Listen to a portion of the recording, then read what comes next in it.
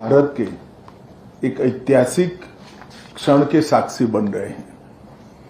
1972 से लेकर आज तक जिस सीमा विवाद को सुलझाया नहीं जा सका, लोकल कमीशन की रिपोर्ट 72 से अब तक अलग अलग स्तर पर कभी सरकारों में कभी अदालतों में विवाद से ग्रस्त रही।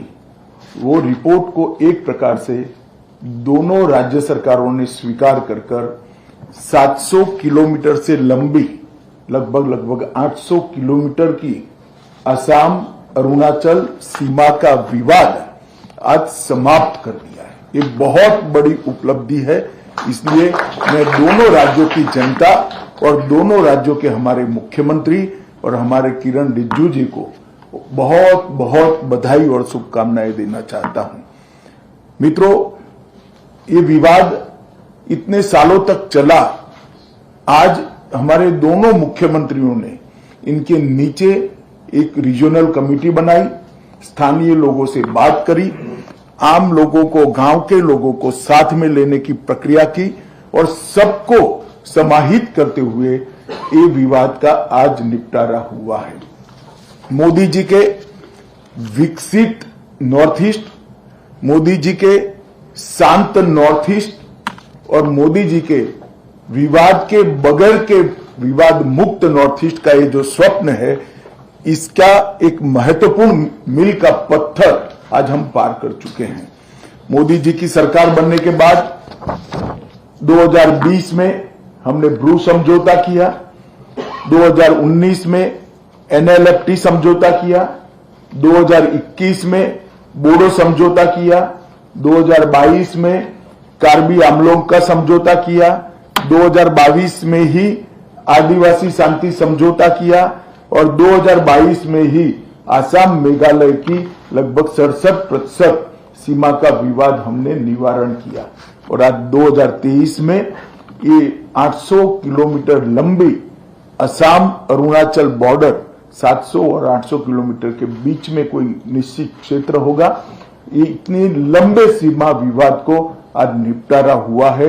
मैं मानता हूं पूरे नॉर्थ ईस्ट के लिए ये बहुत बड़ा शुभ लक्षण है।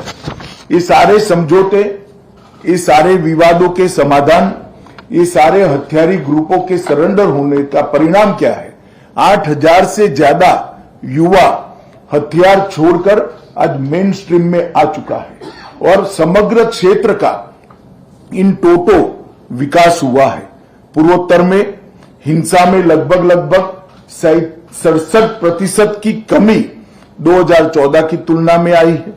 सुरक्षा बलों के मृत्यु में 60% की कमी आई है और नागरिकों की मृत्यु में 83% की कमी आई है। मैं मानता हूं कि एक बहुत बड़ी उपलब्धि नरेंद्र मोदी शासन की नॉर्थ ईस्ट के लिए है।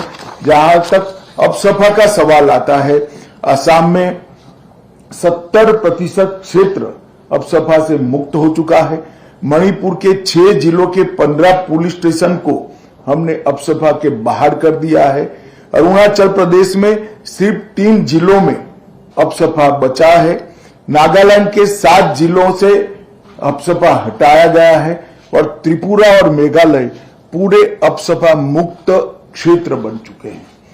और पूरे नॉर्थ ईस्ट के अंदर इंफ्रास्ट्रक्चर का विकास हो, औद्योगिक निवेश का विकास हो या सीमांत गांवों के विकास को हो या सीमा पर इंफ्रास्ट्रक्चर का विकास हो, हर क्षेत्र के अंदर चौतरफा विकास दिख रहा है और आज नॉर्थ ईस्ट प्रगति के रास्ते पर है। मोदी जी ने स्वयं 50 बार से ज्यादा बार नॉर्थ ईस्ट की मुलाकात की, अनेक लोगों के साथ संवाद स्थापित किया। नॉर्थ ईस्ट की भाषाएं, नॉर्थ ईस्ट की संस्कृति और नॉर्थ ईस्ट के साहित्य को मोदी जी स्वयं बढ़ावा देते हैं। अभी बिहू के रिकॉर्ड ब्रेक करने वाले नृत्य के साक्षी बनकर मोदी जी ने बिहू नृत्य को पूरे विश्व के अंदर, बिहू के उत्सव को और बिहू के नृत्य को, दोनों को पूरे विश्व के अंदर प्रसिद्ध करने में बहुत बड़ी भूमिका अदा की है। मेरा मानना है कि आजादी के बाद जो तुरंत करने जैसा काम था, आज आजादी के 75वें साल में हो रहा है, इसका मुझे इस मंत्रालय के मंत्री नाते बहुत बहुत आनंद है। मैं किरण रिजिजू जी, प्रेमा खांडू जी और हेमंत विश्व शर्मा और आसाम के हमारे असम गण परिषद और भारतीय जनता पार्टी से आए हुए सारे साथियों को बहुत बहुत बधाई और शुभकामनाएं देना चाहता हूं।